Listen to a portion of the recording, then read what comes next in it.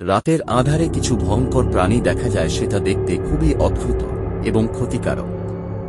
পিশাচ বা ড্রাউগার, এটি এক ধরনের পিশাচরা সাধারণত কবরস্থানের মৃতদেহের সঙ্গে থাকে এবং তাদের শক্তি শুষে নেয়।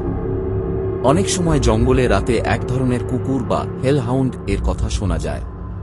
এই প্রহরী কুকুরগুলি জঙ্গলে ভয়ঙ্করভাবে পাহারা দেয়, যাতে কেউ জঙ্গলের কাছে আসতে না পারে। ভীতিকর প্রাণী হল ভ্যাম্পায়ার।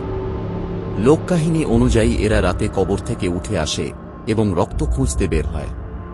রাক্ষস বা জিন, কিছু সংস্কৃতিতে কবরস্থানের কাছে দুষ্ট জিন বা রাক্ষসদের দেখা মেলে বলে ধারণা করা হয়, যারা মানুষকে ধোঁকা দেয় বা বিভ্রান্ত করে।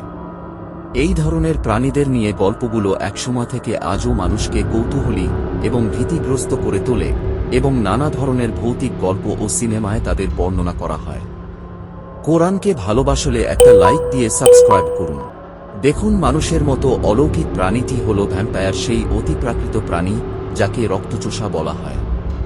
প্রচলিত গল্পে ভ্যাম্পায়াররা মৃত মানুষদের মধ্যে ফিরে আসে, রক্ত পান করে বেঁচে থাকে, রাতের আলোতে জীবনযাপন করে। ইয়েতি বা বিগফুট, এই রহস্যময় প্রাণীটিকে বরফাচ্ছন্ন অঞ্চলে দেখা যায় বলে দাবি করা হয়। ইয়েতির অস্তিত্ব সম্পর্কে সঠিক প্রমাণ না থাকলেও এটি সম্পর্কে বহু মত প্রচলিত। তারা সাধারণত শক্তিশালী ও বীরত্বপূর্ণ হিসেবে বর্ণিত। এই সমস্ত অলৌকিক প্রাণীগুলি বিভিন্ন সংস্কৃতি ও কাহিনীতে অন্তর্ভুক্ত, যা মানুষকে কল্পনাপ্রবণ ও রহস্যময় কাহিনীর দিকে আকৃষ্ট করে।